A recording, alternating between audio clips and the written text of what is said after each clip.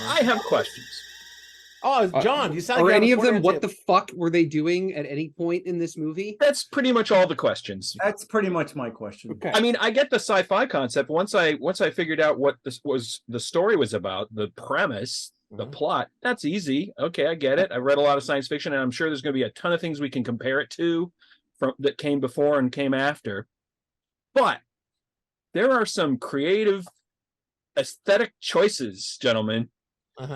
Like I just want to tell you one baffling. thing, John Harden. What's This that? is probably the most lucid and linearly narrative Fassbinder movie I've ever seen. Oh no, the See, plot, I have nothing to compare it to. yeah. So to me, it seems bananas. the This plot was like is, my- We've seen a Fassbinder film before. I think this is my fourth Fassbinder film. Bananas. What is up with, just to start, the blocking? What the fuck? Characters walk in and out of rooms. They walk in circles. They spin around in there's office so chairs. much. There's so much running around. It's there's- not motivated. It's like, Oh why my are they God. walking in circles? What's going on? Why not? That could be a So think, many mirrors. that could be a TV, I'm gonna- that could be So a many TV mirrors. movie thing. What It's like was the word you used, Chris? Bougie. Yeah, that's it. bougie. No, this could be a TV movie thing where they simply like they've got only so many weeks to shoot this thing, so they get the master shot set up and say, okay, just act. And they could. I'm gonna be like I'm gonna defend Fassbinder probably this whole time because I really like this, and I think, you know, if you know anything about Fassbinder, which I'm sure we all kind of researched a little bit, but I learned a little bit about him in college. I think he was just ferocious. He worked so fast, so quickly, and I think he just was. His mind is like a mile a minute, and I think that is reflected in his shooting, his blocking, his direction. I feel like, I know what Chris. What How John's many talking others about. have you seen, Jared? I Sorry to interrupt. saw Veronica Voss is my probably second favorite. I saw Fox and His Friends, which is excellent. I actually have that on DVD. Fox and His Friends is good. I saw the Marriage of Maria Braun, which is excellent. And That's then his big breakout hit, right? Eats That Theory the soul. yeah. So does he do this crazy unmotivated actor moving thing in his other No. films, or is not as much. Not Yeah. all the time, but I know what you mean by the character spinning in the chairs. For some reason I thought it didn't bother. I know it's like it's totally ridiculous, but there's one where there's like three guys talking to Stiller, and he walks through like 4 doors and comes back from the back of the set and comes walking forward again. It's I like, loved that. what the hell? There's a bit where the guy sits in a spinning chair and he spins around, and the other guy spins around, and Yes. there's Right, they're both spinning. We're in the office just having a conversation. I know, doing and I that. think it was I think both. that his They're synced. and I they're thought synced brilliant up, because though. They're facing each other every time they come back I know. around. Yeah. they're and doing he's amazingly weird I think stuff. he's a genius at literally where he puts the camera, how he tracks, how he blocks. Because I mean, first of all, let's just talk about the use of reflective surfaces in this film. These films are amazing. That's the big and huge cue here. He's he like that shot, I think, John, you just mentioned, and there were a couple others where people are seemingly like, you don't know what's the foreground, what's the middle ground, and what's the background, and they're walking through stuff, and he's panning over, and then finally you'll actually see them, and you're like, how the fuck did he do that? You see, like they'll start a scene, and you're looking at somebody, and they like pan over, and it's like, oh, there's the reflection. Yeah, that was a reflection. And then finally, this happens over and over again. Yeah, I actually think it's masterful. I actually think that most filmmakers to be working as fast as this man was and as hard as he was to be able to do this. I think most filmmakers who make 2 films in their career could not do one of these. Most of them. And Ballhaus is quite the DP. I mean, he went to Hollywood. That's his secret weapon on this movie, I think.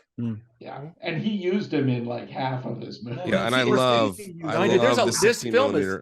I think that cinematography in this film, outside from the blocking and that's a different kind of thing than cinematography. Sure, but there's a lot of it's very, set the lights up really fast, get the shot, move on to the next thing. It's flat. There's lost spots. It feels very much like being on a set in a 16mm production where there's remember the old Smith Victor lights.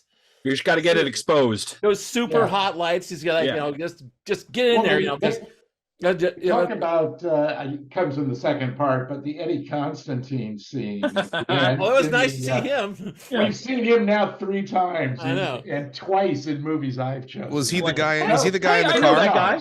Is he the guy in the car? Yeah, he picked him up in the Yeah, yeah, in the yeah. limo. Yeah, I or was the- wondering what was the other thing? I was like, I know that guy. He was in Alphaville. He was a and- star Oh yes, of Alphaville. Yeah. and he Of was in course. Tropa or whatever. You I know, knew it was the Alphaville. I was large like, trip. oh. Well, rolling back to the first part though, I was started watching it and it felt like this kind of weird procedural. It's kind of sci-fi looking, had that weird sound track with all these weird sounds going, right? I'm like settling into this kind of noir procedural with this guy's trying to figure out a crime. And then this one dude just vanishes. Yeah. Yeah. He just disappears. Mhm. And it's like, after that happened, you figure, wait, where'd this guy go? And he tries to figure out, and everyone's like, who are you talking about? Oh, And he's I like, immediately knew what was happening. but I loved it because I it was just- that's as a way to break from a traditional narrative into science fiction.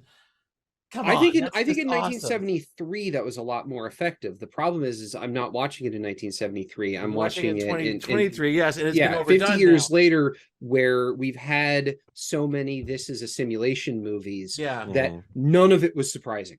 Right. Like it, And- that's the But big. but when this came out, that but must that's have our been, fault, basically. No, but the thing is it's not our fault because this movie was lost for 3 decades.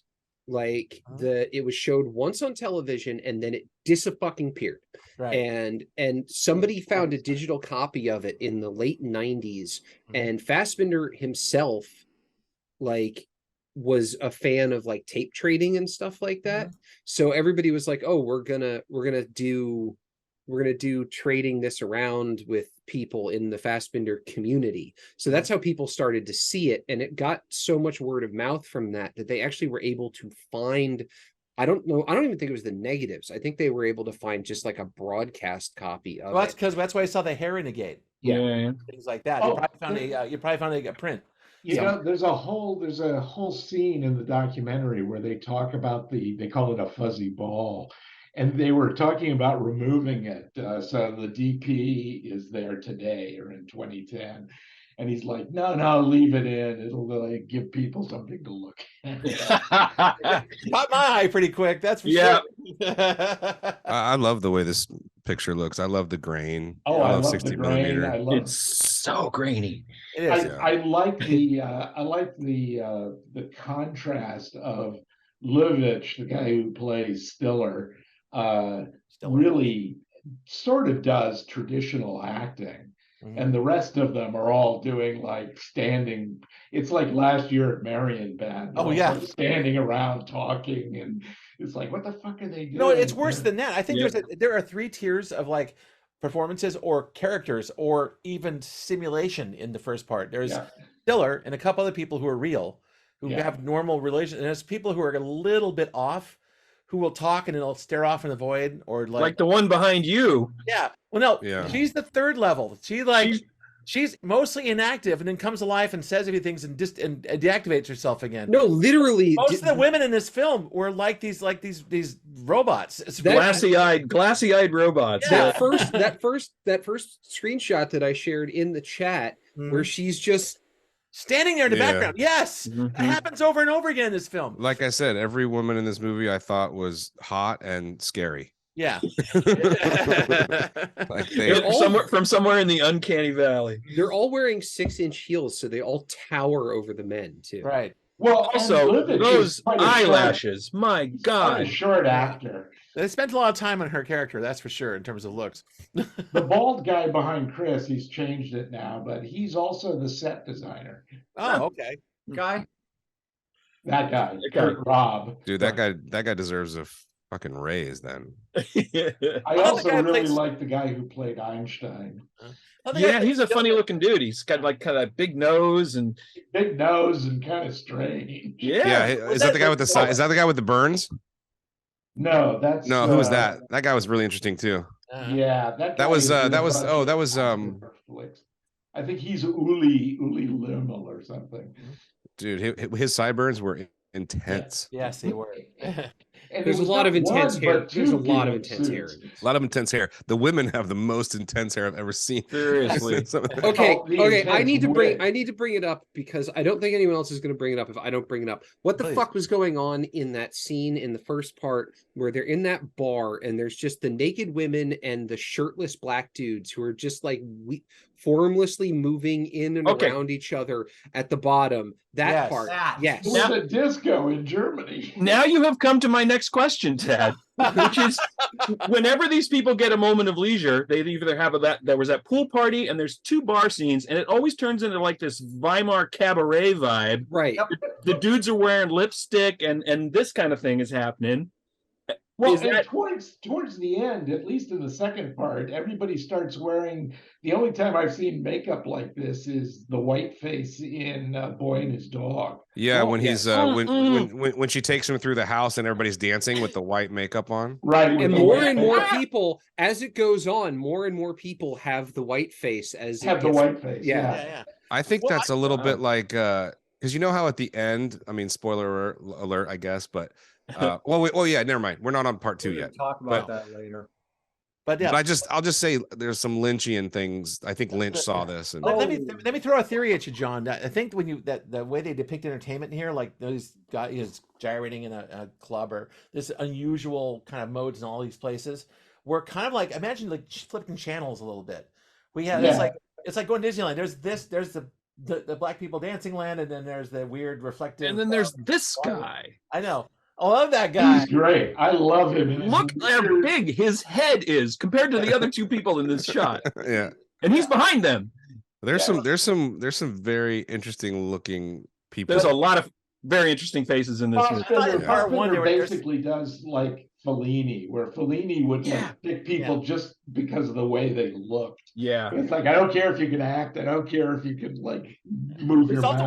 It's kind of a noir thing too. You want to get all your heavies and your thugs in the first half of the film. right to be Well, all that's like what, A little characters. menacing, you know what I mean? I mean, that's what. Tipage. I thought there was such a strong noir feel in the first half of the film. Yeah. It's almost like a sleight of hand, because you're falling for this detective story and this guy trying to solve a thing. Co-screenwriter said it was purposefully that, you know. Oh, yeah. They basically went for straight sort of narrative and kind of not too much weird stuff happening in the beginning, because it's basically he's supposed to be Humphrey Bogart as like Sam Spade. Yeah, exactly. Mm. Yeah. Because he's trying to figure shit out, whereas everybody else has figured it out already. Also, it's neat. I realized that one of the recurring themes is people having headaches. It's Well, like- yeah, some of the you finally characters find sometimes- out at the end. Yeah, Yeah, we terrible find out headaches. what that is. Yeah, so it's good stuff. which leads to more completely inexplicable acting. Yeah, Like So, Just Well, this is also art house. Let's not forget. staggering down hallways and bouncing off of walls and eventually falling over. Like yeah, it's- pretty much. Well, the and then best one somebody is trips over I, him. I the wasn't- best one I was wasn't in the impressed, woods. you see That was where Oh behind my John. That's the woods one.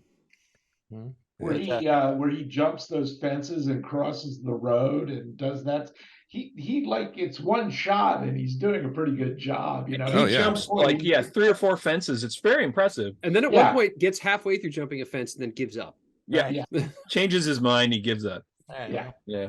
Well, shit. I just moved on to the finale of part 1. What do you think? Well, there's where they up the Hold on. stakes, don't they? They Yeah. do. They triple You it. guys haven't. Who brought up Alphaville earlier? Because I was thinking about Alphaville. Well, let me caution. that this is Eddie. Well, Yeah, if for no other reason, Eddie and Constantine. if the central filmmaking gimme in Alphaville is we're going to point to anything and tell you it's something else. Yeah. Mhm. Spaceship. Well, This the notion of using sort of objects that are actually existing at that time, but Was making there- but making them look like they are futuristic, or making them look, because you know what I'm saying, Yeah. like using things and kind this of movie looking at them tries from a to new use angle. context to Yeah. Yeah, it Like, decontextualizes visual stuff. You brought up the set design earlier. I think this is some of the most fantastic set design, because Well, it how doesn't. much of Given this they is- only had a small budget and Well, how and much of nothing- this is just 1972 Germany? Yeah. Right. It's parallel. maybe also- because it is Germany, like I don't recognize it, because to me it feels like it could be in another world, in another time. It doesn't feel like quote unquote 70s or whatever. It You feels A lot, The of whole the, a lot of the exteriors are actually You couldn't shot in reproduce this stuff for Paris. love or money these days. It's that plastic, Yeah. fantastic post '60s look. The play, there's Yeah. big dome lights everywhere, and all For that. sure. No, some of this is shit. I mean, like some of Yeah, this is like That was just there. It was just there. It's just That's just there. It's just been a weird place to hang out, like in Germany, and or actually, every single mostly right is mostly every Paris? single telephone in this movie is the most amazing thing I've ever seen. You know that orange phone that when they pull back, they're talking. The two guys are like Fulmer and Liza are talking, and all of a sudden, in the middle of their dialogue, the camera just pulls back. Until you see like this orange phone and a bust on a mirrored car. And I was looking at that phone and I said, my friends in Germany had that same phone, except it was green. There's a lot of inexplicable statuary in this too. There's a lot of inexplicable everything in this movie. That's true. For sure. 30 minutes into it, I decided that I don't know what the fuck is going on, and I don't know that I care because it's just so weirdly interesting. And this is no, WR, the mystery of the whatever that Jim is no longer the weirdest fucking thing we've watched on this show. Chris, I mean, you could follow the plot. The sci-fi part of it is pretty straightforward. If you've read Philip K. Dick or watched The Matrix, you kind of and Grant, and I've said this repeatedly on this show, like I give a lot of props to things that did stuff first. I did not know about this. I've never seen Fassbinder. I know of him, but I just never seen any of his movies. I didn't know about this one either because for a while. But this is clearly first at things, even if it's fucking bananas. As far as film, it's definitely first. I think it's sort of contemporaneous with Philip K. Dick, but science fiction literature has always been ahead of the novel. Film and television. The novel it's based on was only written like 2-3 years before. Right. Okay. And they remade this. It was like a really bad movie in the late 90s called like 13th Floor or something. Not a bad movie. It's a good movie, which I mentioned. The thing that I don't. You guys keep. I don't know if you're using the word blocking to describe the composition. No. The blocking would motion be of actors. The way the actors move. I'm going to go to like it's partially blocking and it's partially the movement of the camera. I found some of it is. It's time for the mise en scène horn, I think. There's a sort of painterly aspect. He is putting people in the frame and using mirrors a lot. He's obviously very carefully. Okay, you go here and you go here. Now it's perfectly lined up, and now I'm going to shoot the scene. Everything feels like it's where it's supposed to be. Nothing is competing with other things unless that seems to be intentional. Like I found, even if I couldn't follow the plot, I found the composition of every frame of this movie to be weirdly, fascinatingly interesting. I think the cinematography is incredible. I think it's also kind of crucial because this is a very talky movie. It's a lot of dudes sitting in rooms. The clips of these episodes are going up with subtitles because it won't make any sense. And what you said, Chris, this is so you've got beautiful cinematography, you've got beautiful colors, beautiful lights, but like what you said, the actual compositions, the shot compositions are so well planned and so strategic. There's a lot of this, like you would use a mirror to kind of. That is an incredible shot. One person on one side of the screen, but the girl is a reflection there in that. Yeah, but still throwing realistic elements, throwing reflections, and that was all very in there was. Because it means all the eye lines are wrong. Yeah, the compositions are really sharp, but they're not. There's that one shot where she's got this little veil on and she's in front of 3 different mirrors and he's upside down in the middle mirror. There's 3 circular mirrors in the 2. And I was like, holy fucking shit. How they doing? He's in the magnifying mirror. So so he's upside down. So it's like he's always playing with perception, and the playing perception with us, realism, mirrors. He's hanging a lantern on it with all that shit. It rolls down the ending because it was cool, but it overcompensated for the. I mean, let's face it. That lead is that's a really weird performance. With some very weird smoking. Do you think he was doing Jack Nicholson? Because he looks so much like Jack Nicholson. Maybe. He's just not very good at it. And I thought he was fine. Great.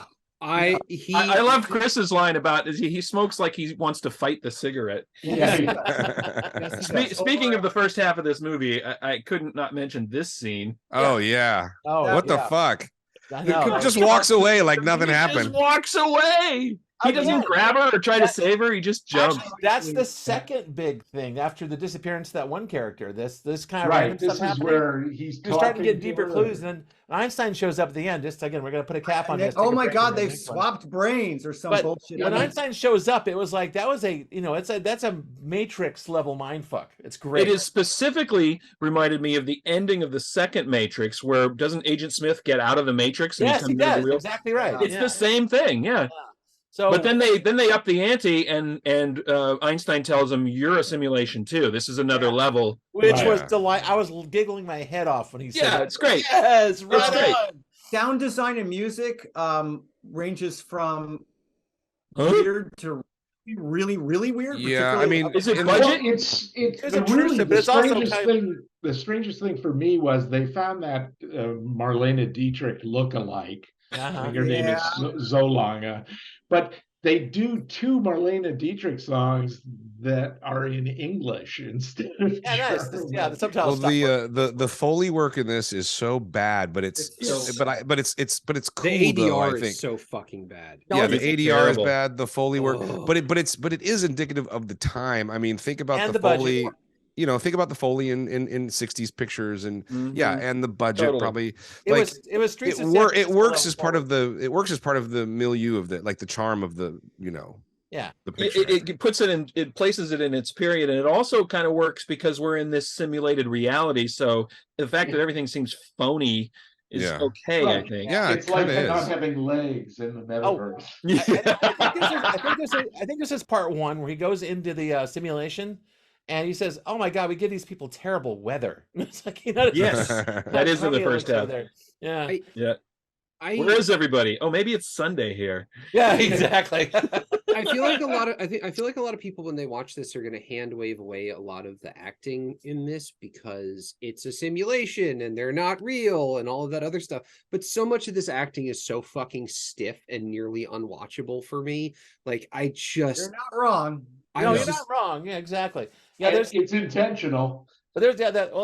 Because I've seen plenty of his films, and the acting, all this really stiff acting, it's partially because he used non-actors, but it's also partially because that's the way he wanted the lines delivered. Well, that is typical of his other films. That's his misfortunes, as we say, especially his earlier ones. Yeah. Again, no. Do we? Oh, we're gonna pull it off. We kind of everyone's dying to get to part 2, so I'm gonna actually. I enjoyed this experience watching this movie. I don't know that means that the movie is great, but I enjoyed the experience of watching it greatly. Yeah. I want the 8 minutes back that they took from me by doing it in 24 frames per second instead of 25 frames. Well, that is that's one of the things. It was a little slow because it was slowed down. It went from 25 to 24, and so it's a 4%. 4%. Yeah, it went 4% longer. Exactly. I did fall asleep during part 2 and had to watch the rest of it the next day. Is it appropriate to give thumbs to a part 1 of a part 2? I liked the first half. We could just wait and do it at the end. Just put a hand up. Come on, wave it around or something like that. I'll give it half a thumb. All right, half a thumb. There you go. Fucking bananas and weird as shit, but I enjoyed watching it. All right,